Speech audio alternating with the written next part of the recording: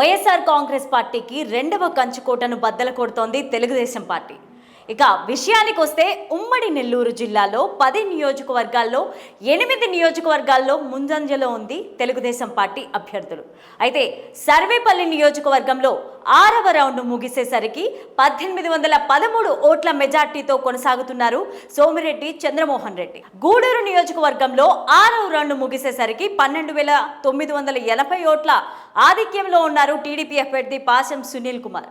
ఇక సూళ్లూరుపేట నియోజకవర్గంలో 5వ రౌండ్ ముగిసేసరికి 5,900 ఓట్ల మెజార్టీతో కొనసాగుతున్నారు టీడీపీ అభ్యర్థి నెలవల విజయశ్రీ.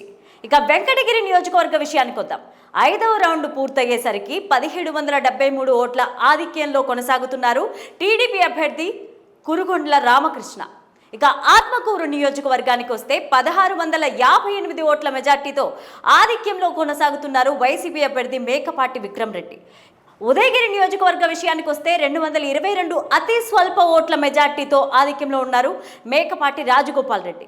ఇక కావలి నియోజకవర్గ విషయానికి వద్దాం. 6,700 ఓట్ల ఆధిక్యంలో ఉన్నారు కృష్ణారెడ్డి. ఇక కొవ్వూరు నియోజకవర్గ విషయానికి వస్తే 10,283 ఓట్ల ఆధిక్యంలో వేమిరెడ్డి ప్రశాంతి రెడ్డి ఉన్నారు. నెల్లూరు సిటీ నియోజకవర్గంలో 4,355 ఓట్ల మెజార్టీతో ఆధిక్యంలో ఉన్నారు టీడీపీ అభ్యర్థి పొంగూరు నారాయణ.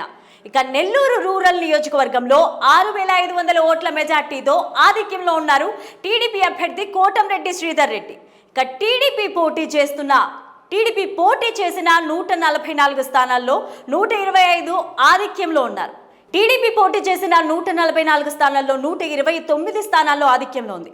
జనసేన పోటీ చేసిన 21 స్థానాల్లో 19 స్థానాల్లో ఆధిక్యంలో ఉంది. బీజేపీ పోటీ చేసిన 10 స్థానాల్లో 7 స్థానాల్లో ఆధిక్యంలో ఉంది.